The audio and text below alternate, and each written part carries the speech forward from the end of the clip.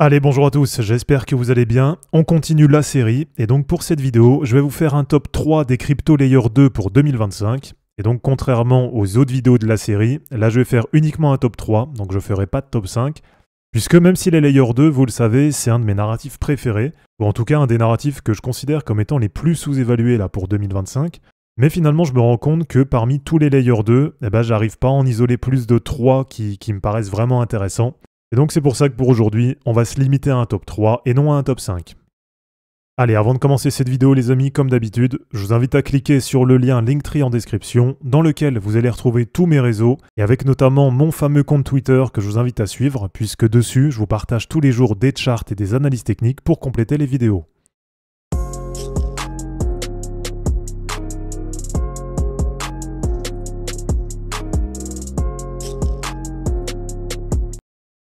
Alors pour aujourd'hui, comme je vous dis, ça va être un top 3, donc ça va être un petit peu plus rapide que sur les vidéos précédentes où je vous faisais des top 5. Et d'ailleurs pour l'instant, je vous ai fait deux tops. Donc le premier, c'était le top 5 des crypto layer 1 pour 2025, et le deuxième, c'était le top 5 des crypto IA pour 2025. Donc là, comme je vous dis pour aujourd'hui, j'ai pas réussi à isoler 5 crypto layer 2 qui me plaisent vraiment et que je trouve vraiment intéressantes.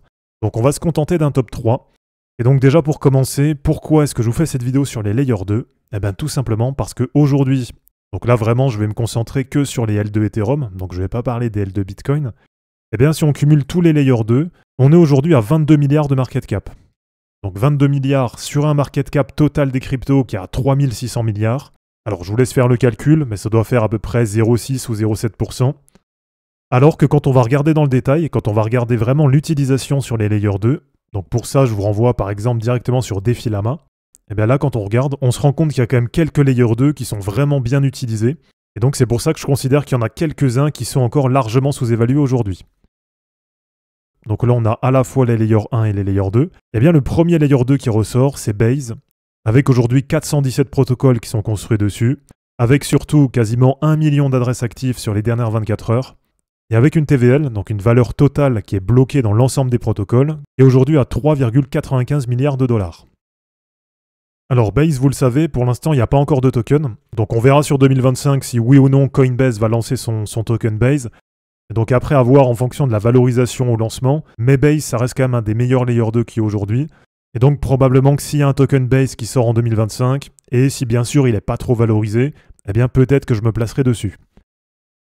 Alors ensuite, pour continuer, donc on a Arbitrum qui a aujourd'hui 746 protocoles qui sont construits sur son réseau et qui a 290 000 adresses actives sur 24 heures. Sur Arbitrum, on a une TVL qui a 3,25 milliards de dollars.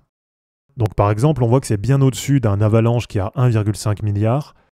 Voilà, on voit par exemple que c'est plus que sur Sui qui a 2,08 milliards. Et donc c'est pour ça que pour moi, la première crypto layer 2 que je vous mets dans ce top 3, eh bien c'est Arbitrum. Et puis en aparté d'ailleurs, c'est le seul Layer 2 que j'ai dans mon wallet.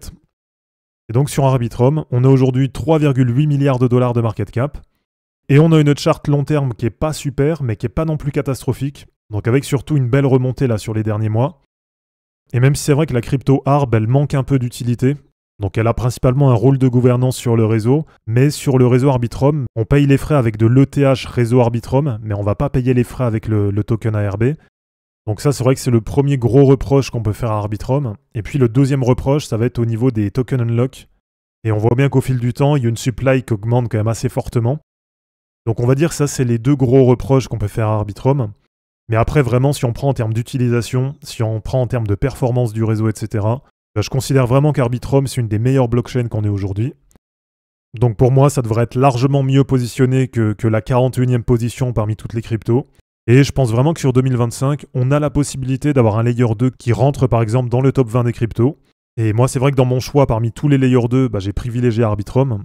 Et c'est vrai que sur les Layer 2, c'est un peu comme sur l'IA. Donc je considère que c'est vraiment deux narratifs qui sont tellement sous-évalués qu'il n'y a pas forcément besoin d'aller se placer sur des low cap, parce que bien souvent, ça va être des projets qui vont être inutilisés ou qui vont pas perdurer dans le temps. Et donc pour Arbitrum, déjà parce que c'est une crypto qui est en premier cycle, donc qui est sortie sur l'année 2023, et aussi parce que je considère que c'est vraiment sous-évalué en termes de réseau. Et voilà, pour vous remontrer une petite comparaison, là par exemple en termes de nombre de protocoles, aujourd'hui c'est 3e derrière Ethereum et derrière la BSC. Et en termes de TVL, comme on l'a vu, aujourd'hui c'est en 7e position et c'est très largement devant Sui qui est en 8e position. Alors du côté de la chart, c'est vrai que si on la prend, on va dire en long terme, en tout cas depuis son lancement, c'est pas une des meilleures charts, mais par contre, je le répète, je pense vraiment que c'est hyper sous-évalué. Et là, sur les derniers mois, il y a quand même quelque chose qui est assez intéressant. Donc avec un beau rebond là depuis début novembre, et on voit que pour la première fois, c'était revenu sur les 0,618 de Fibo. Donc voilà, pour l'instant, il n'y a rien de fait, ça reste une chart qui est quand même pas super, mais globalement, on voit que ça s'améliore, et donc personnellement, je reste quand même assez positif sur Arbitrum pour 2025. Alors ensuite, on continue ce top 5 des crypto layer 2 avec la crypto Optimism. Bon là, globalement, j'ai à peu près les mêmes choses à dire que pour Arbitrum, et c'est vrai que si j'avais pas investi sur Arbitrum, je pense que je me serais mis sur Optimism. Et donc aujourd'hui, le token OP, il vaut 2,09$ et on a une valorisation totale du projet qui est à 2,8 milliards de market cap. Et alors c'est pareil, c'est une crypto qui est en premier cycle, parce qu'elle était sortie à l'époque en 2022. Et on voit que du côté de la chart, bon c'est pareil, hein, c'est pas une des meilleures, mais c'est pas non plus catastrophique. Et il y a quand même des périodes où c'est assez dynamique. Et là regardez, du côté des tokens unlock, donc c'est un peu le même reproche que ce qu'on peut faire à Arbitrum. On voit qu'il y a quand même des gros déverrouillages de jetons. Donc au fil du temps, il y a quand même une supply qui augmente assez fortement. Et ça, pour moi, c'est vraiment les points négatifs qu'on a aujourd'hui sur les layers 2. Et par contre, si on prend en termes de TVL, d'utilisateurs, etc., eh ben là, on voit que c'est moins utilisé que sur Arbitrum. Donc avec 276 protocoles contre 746 sur Arbitrum. En termes d'adresses actives, on est à 71 000 sur 24 heures contre 290 000 sur Arbitrum. Donc on a quand même 4 fois moins d'adresses actives sur Optimism que sur Arbitrum. Et du côté de la TVL, c'est à peu près pareil, donc ça se tient à peu près dans les mêmes ordres de grandeur, avec sur Optimism 818 millions de dollars de TVL, contre, comme on l'a vu, 3,2 milliards sur Arbitrum, donc globalement 4 fois moins sur Optimism que sur Arbitrum. Alors là par contre, j'ai jamais utilisé Optimism, donc je ne saurais pas vous dire si c'est un réseau qui est super performant ou quoi, mais bon, j'imagine que globalement ça doit aller, ça doit être quelque chose qui fonctionne. Et du côté de la chart, donc il y a une très légère dynamique haussière. Et là, c'est vrai que pendant toute cette première période, on pouvait tracer un grand canal ascendant. Et là, depuis, donc globalement, ça ressemble à peu près à ce qu'on a sur Arbitrum en termes de chart. Donc comme je vous dis, les layers 2, c'est loin d'être les meilleurs charts, mais c'est pas non plus les charts les plus catastrophiques. Et donc on voit que là aussi, sur les dernières semaines, comme sur Arbitrum, c'est venu chercher sur les 0,618 de Fibo. Donc voilà, globalement pour moi, Optimism, je vous la mets en deuxième position des meilleurs layers 2 pour 2025. Et je pense qu'en termes de risk-reward, en tout cas en termes de potentiel, qu'on soit placé sur Arbitrum ou Optimism, je pense qu'on peut attendre à peu près la même chose en termes de multiples. Et donc pour terminer ce top 3 des crypto layer 2 pour 2025, eh bien je vais vous mettre la crypto Mauve, une crypto qui est vraiment récente, mais qui est sur une dynamique que je trouve plutôt pas mal. Et donc aujourd'hui, on est à 1,07$ pour environ 2,4 milliards de dollars de market cap. Et donc là, je vais m'arrêter assez vite, puisque si ça vous intéresse que je fasse une vidéo beaucoup plus détaillée sur la crypto Mauve, eh bien dites-le moi dans les commentaires, et comme ça je vous préparerai ça et je vous le présenterai d'ici quelques jours. Et si vous vous souvenez, il y a quelques semaines, j'avais partagé un post en disant que j'avais repéré 2 cryptos là, qui m'intéressaient vraiment pour 2025.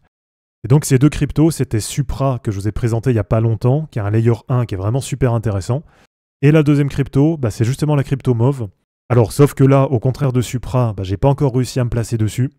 Donc je vais être patient parce que je pense vraiment qu'on peut aller chercher plus bas en termes de prix. Et donc si ça vous intéresse que je vous présente la crypto Mauve en détail dans une prochaine vidéo, eh bien dites-le moi en commentaire et comme ça je prendrai le temps pour vous préparer tout ça. Donc voilà les amis, c'est terminé pour cette vidéo sur mon top 3 des crypto layer 2 pour 2025. J'espère en tout cas que ça vous aura plu.